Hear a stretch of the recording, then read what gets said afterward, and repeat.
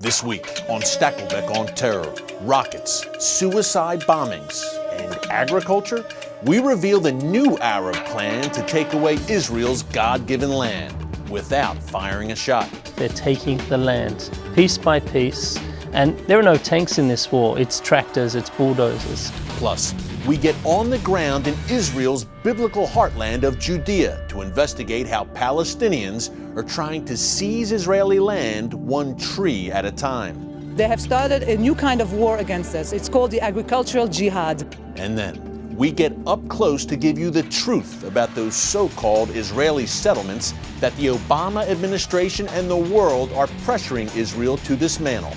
All that and much more from Israel. Let's go to work.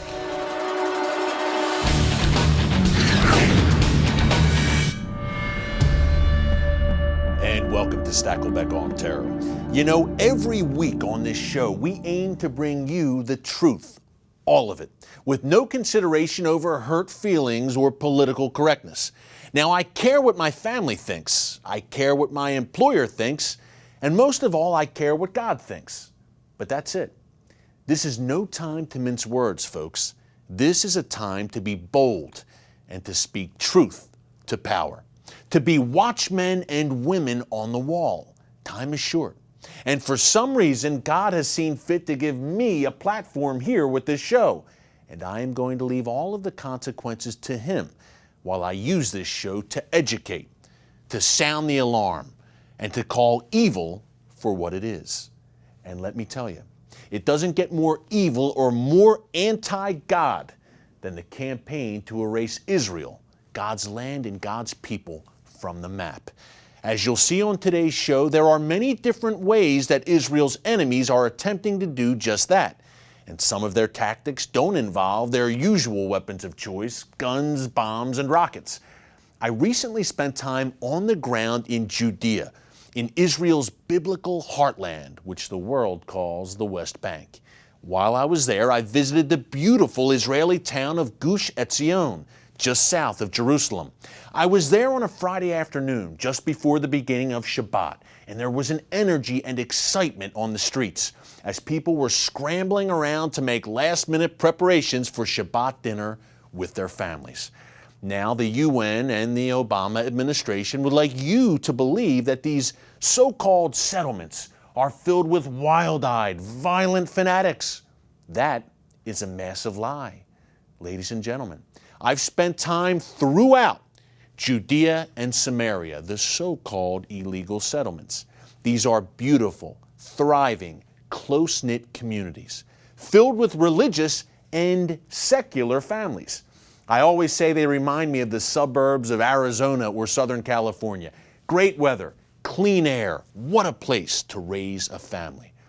And most importantly, this is the biblical heartland, where most of the stories in the Old Testament of your Bible took place. Before King David established his throne in the eternal city of Jerusalem, Abraham, Isaac, Jacob, Joseph all lived and worked here. So, the good people of Gush Etzion decided to plant some trees and beautify an area of their town called Netzer. This is land that the state of Israel owns, legally. But that hasn't stopped local Palestinians, supported by their left-wing allies, from uprooting and destroying the trees of Netzer.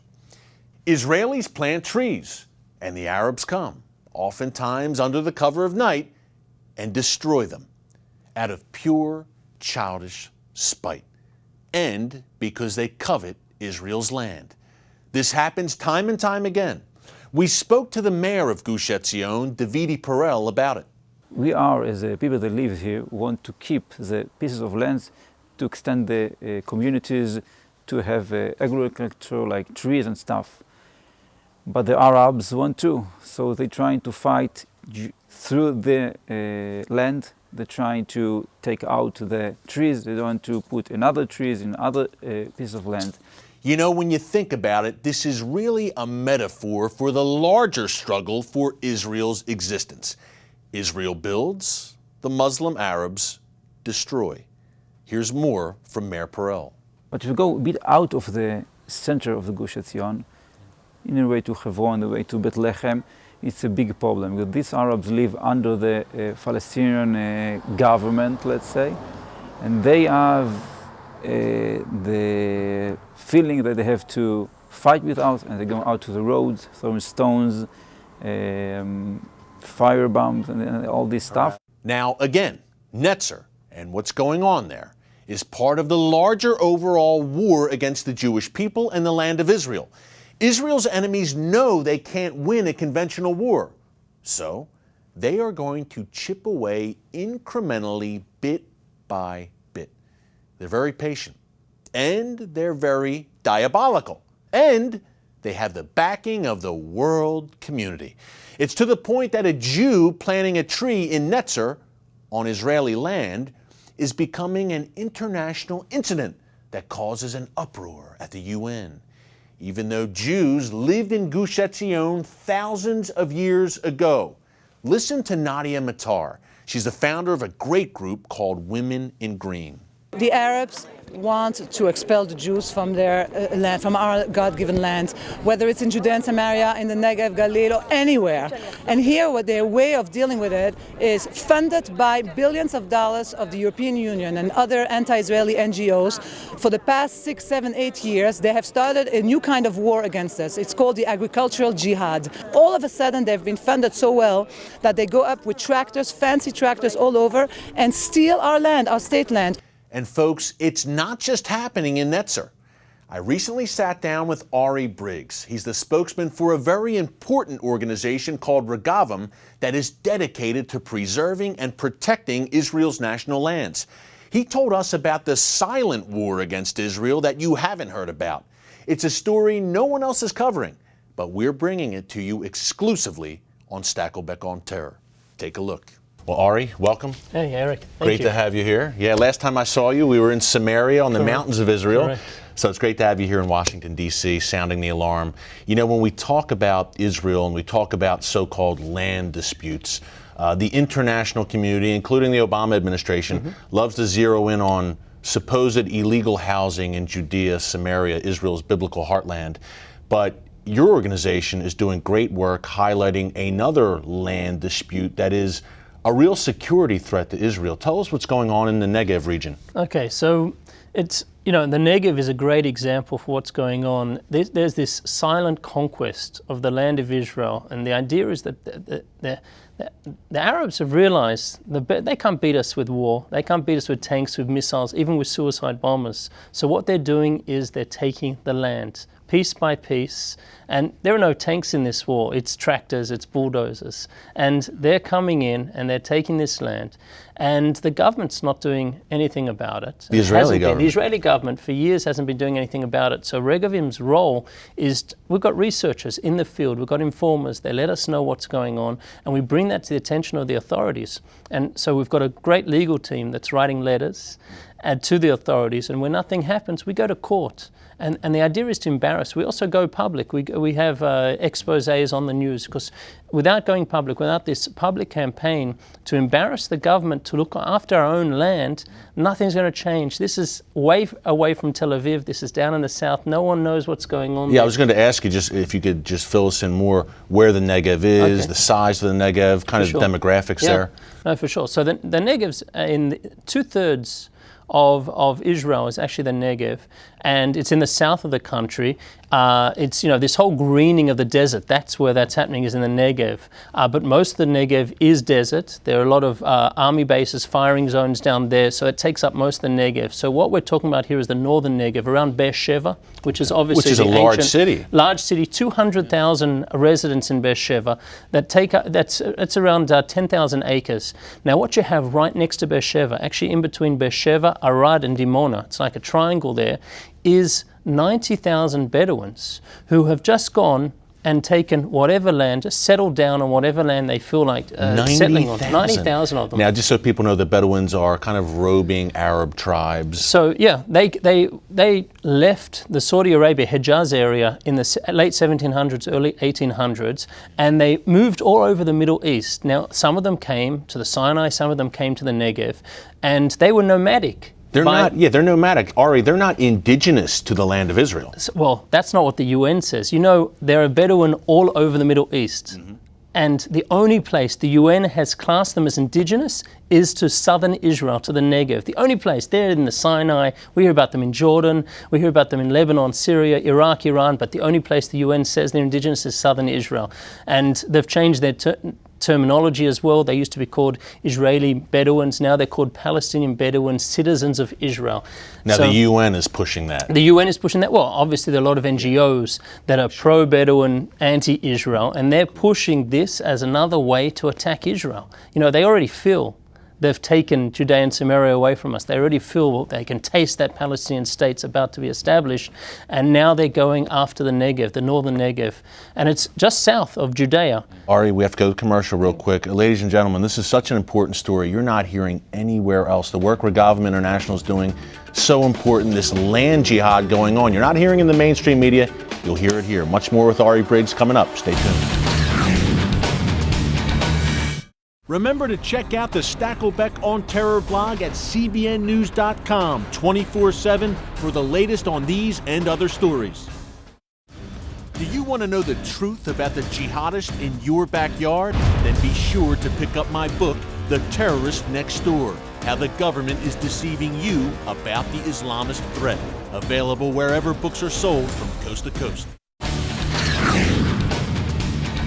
And welcome back. We're talking to Ari Briggs of Regavim International, great group. Ari, you're describing something for us that a lot of people don't know about. This literal land grab of portions of southern Israel. 2/3 of Israel is the Negev Desert, as you said. Talk about the security threat that this poses. God knows Israel has enough security threats on its borders. This is a developing security threat within its borders, it seems. No, for sure. So this is a silent conquest. No one hears about it. And what happens, especially in the Negev, but all over the country, with the Bedouin, they have their sister tribes. The same tribes are over in the Sinai. And from Gaza into Israel, there's a great fence. Nothing's getting through there, except obviously when they fire rockets over. But they can't smuggle weaponry in and try and get it to the forces, the terrorist forces within Israel. But what they can do is smuggle it out to Sinai, and then around the Sinai back into Israel through the Negev. The border there was based on milestones, which literally is a stone every mile. Now, Israel recently built a fence, a great fence to try and, a necessary fence on a border to stop the African immigration that was happening. That's another issue. Tel Aviv having big problems with those African migrants, illegal. It was the Bedouins who were getting all the money in the Sinai and also in the Negev to transfer these guys across the border. Well, let's talk about the Bedouins a little bit, because you're talking, Ari, about the smuggling issue with them, but there's other issues. We're not trying to tar all Bedouins, but look, there's some serious issues with the Bedouin population when it comes to women's rights, polygamy, right? Well, they have on average 3 to 4 wives, on average 20 to 30 kids, the highest growth rate in the world, 5.6%. It means they double their population every 15 years. Now, polygamy is illegal in Israel, but it's allowed to exist in their communities because Israel respects their Sharia law, which allows them to have multiple wives. But in any population, you've got 50% men, 50% women. So they need to import women as well. And these women don't have Israeli citizenship as the Bedouins do in Israel. So their husbands lock them up in their house. They can't leave their house. When they need to go and have a baby, they get given the Israeli ID card of the one Israeli wife. They go to the hospital, give birth. They start, the kids obviously get all the benefits of being an Israeli citizen. The wife then comes back home and is locked up again. It's very difficult. The Bedouin men, it's a cultural thing. Culture. I don't want to paint the whole culture, but this is what we see happening. Talk about the overseas funding real quick that's going in to undermine Israel as well. We understand in most mosques here in the United States, in Europe for sure, they're collecting money for this land grab. They understand the importance of taking over the land of Israel. They couldn't do it with tanks. They couldn't do it with missiles. Now they're doing it with good money. Also coming in, of course, from Qatar, from Bahrain, from the UAE, from Saudi Arabia. The Gulf states, going in, paying this Islamic branch to go and create as many. Again, what are we talking about here? It's facts on the ground. That's what they're doing day in, day out. Fridays, Saturdays, when the inspectors aren't working, they're in building, taking more and more land, putting up more and more fences. tell us where we can find more about Regavim and what we can do to help. For sure. So we've got a website, www.regavim.org.il/en for English, but you can go to the Hebrew English website, and of course Facebook, Regavim, which daily updates about what's really happening in the field by our researchers, by ourselves. And again, we are up against not only all this money coming from the Muslim Brotherhood, but from NGOs all over the world. There are 50 or plus NGOs working to take the Negev away from us and give it to the Bedouin. And here's Regavim trying to stand up against them. We're a small organization, so anything people can do to help, that would be Excellent. appreciated. Well, we're with you, Ari. Thank you so much, my friend. God bless you and the work you're doing. Thank you, Keep Eric. it up, my friend. Thank you very much. Much more coming up. Stay tuned. And welcome back. Well, the world calls it the West Bank, but the 350,000 plus Israelis who live there call the region by its biblical name, Judea and Samaria. These so-called settlers have been branded the main obstacle to Middle East peace. Religious extremists, illegal occupiers, and worse. Don't believe it. The areas where they live play a crucial part in Israel's security and biblical heritage. I've been blessed to spend a lot of time there, and here's some of what I found. 500,000 Israelis uprooted from their homes. According to a recent UN report, international law demands such a move. The report called for Israel to evacuate all existing settlements and dismantle Jewish communities in the eastern half of Jerusalem. The UN considers all these neighborhoods illegal settlements that will one day be included in a Palestinian state. Global pressure to hand this territory over to the Palestinians mounts against Israel by the day, including tough words from the Obama administration.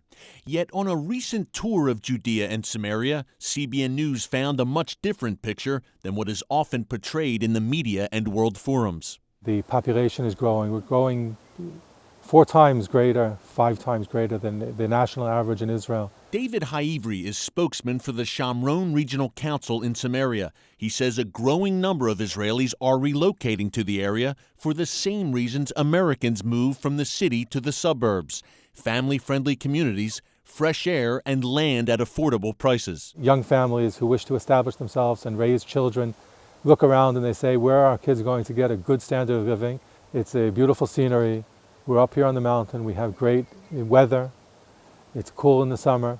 The prophets promised that the children of Israel would return to these mountains and rebuild these Jewish cities and Jewish towns, and that's what's happening. While Haivri, like many here, is an observant Jew, 60% of those living in Samaria are secular. Ariel University is the region's educational hub, and its 16,000 students come from all over Israel.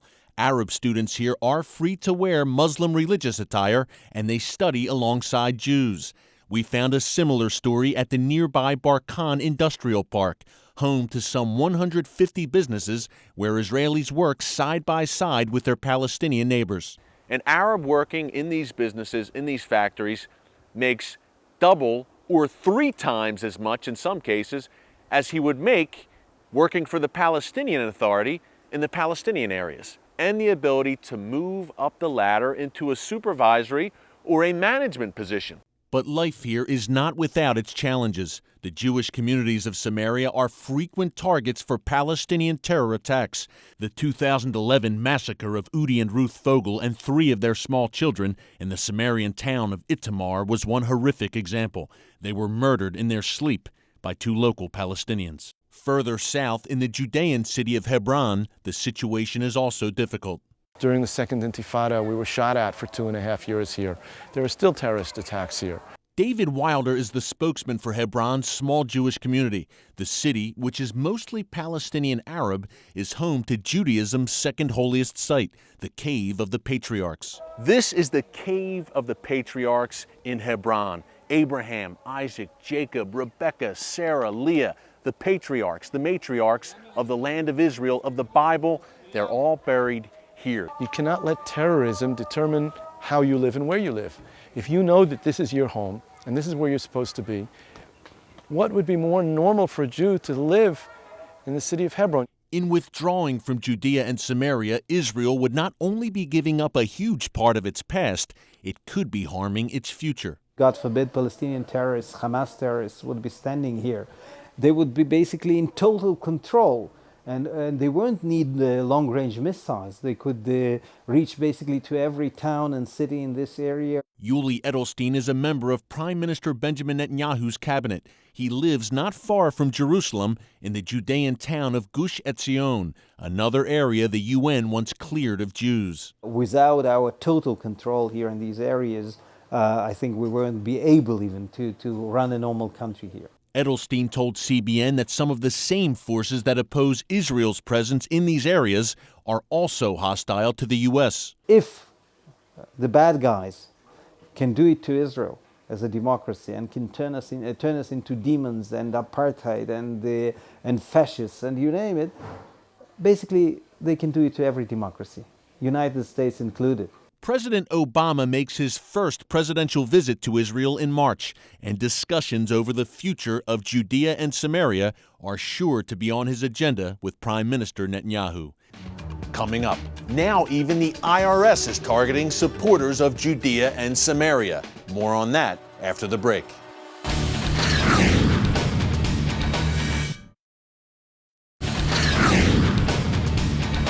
Welcome back. You know, amid all the controversy over the Obama IRS shamelessly targeting conservative groups, one important nugget was largely overlooked. The IRS also went after pro-Israel groups, in particular groups that oppose Obama administration policies on Judea and Samaria. One of the groups was Hayovel, which is a very good friend of this show.